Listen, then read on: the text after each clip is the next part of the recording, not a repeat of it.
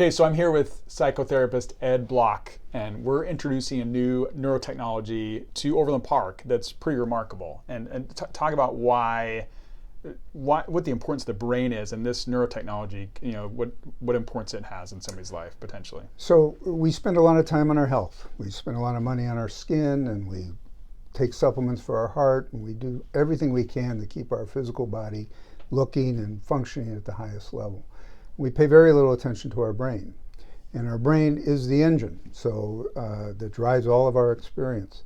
So it's important for us to see it as something we need to take care of, much like the engine of a car. We wouldn't just wash the car and vacuum it out. We got to pay attention to the engine as well. Yeah, so this technology allows the brain to reset itself, rebalance itself, and relax itself so that we can have a whole different experience than what we're experiencing currently.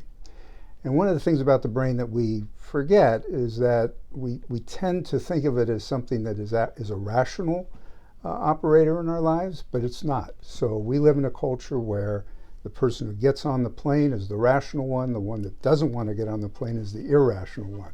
And that's pretty amazing when you think about it. But the brain is still having irrational experiences. When you have turbulence, even the rational ones of us who are on the plane think maybe the irrational ones are a little smarter than we thought. So the brain is going through trauma. It's having a hard time dealing with these things while we're trying to rationalize it. So while those traumas accumulate in the brain, there's a outcome for that. We end up having symptoms and discomforts quite a bit. So this technology allows the brain to reset itself and allows us to have a different experience. So you're saying the brain really doesn't care about us. It doesn't care about the body, our symptoms physically. It's trying to survive and do its thing. Right? Exactly. It's like an alien in our body. It cares little about our experience, or next to nothing about our experience.